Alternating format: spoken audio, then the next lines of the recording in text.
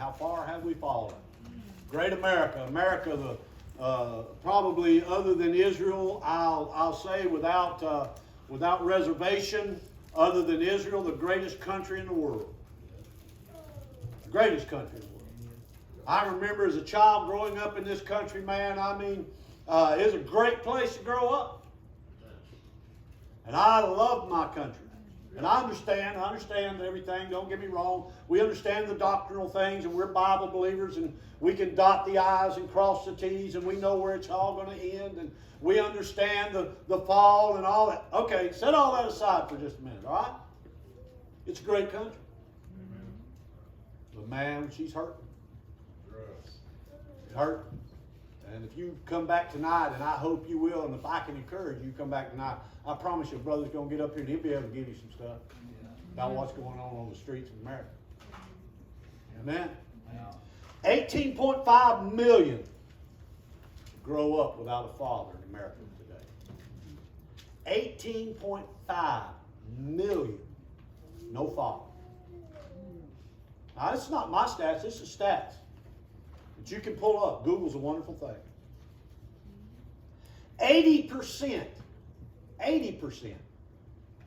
of single-parent homes are led by a woman.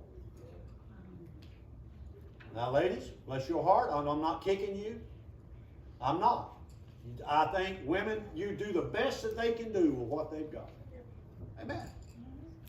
But a lot of times, a woman's doesn't have the financial stability that a man has. Just be honest. She's not going to have the good job that a man can have. And I understand that. Listen, hey, I'm all in. But the truth is, that's the truth. And so she's going to struggle. And she's probably, if she's a good mom, if you got lucky and got a good mom, she's probably going to work 2 jobs to make sure you got tennis shoes and shirt and good food. So 80% are done by a woman. Now, you can say what you want, ladies. I understand. Hey, you've come a long way, baby, Virginia Slims and all that jazz. But I'm going to tell you right now, you can be the toughest, independent woman you want to be, but you get a 15, 16-year-old boy, and you ain't going to tell him what to do. Why? Because he needs a dad. And if he's any kind of a boy that's going to turn into any kind of a man, it's just the way it is. Whether we like it or not, or listen, that boy needs to be taught to respect a woman. Amen. 80%. 25% of our youth grow up without a father in the home. In other words, they may be in their life, but they're not in the physical home, the physical domicile. 25%. 85% of teens with behavioral disorders or problems come from fatherless homes. 85. Listen, I understand the court system has started to change a little bit, but years ago, a father, he didn't have a snowball's chance in the court of ever getting custody of children. And I'm going to tell you, they negated the fact, and I understand the importance of the role of a mother. I do. But a father's role is just as important. Amen. It takes a family. It don't take a village. It takes a family, a dedicated mother, a dedicated father that love God to raise good children. But if not, you might as well just be raising puppies. Because that's all you're going to get. Because a dog does what a dog does. Listen, when I was a lost man, you know what? A dog does what a dog does. Amen? 70%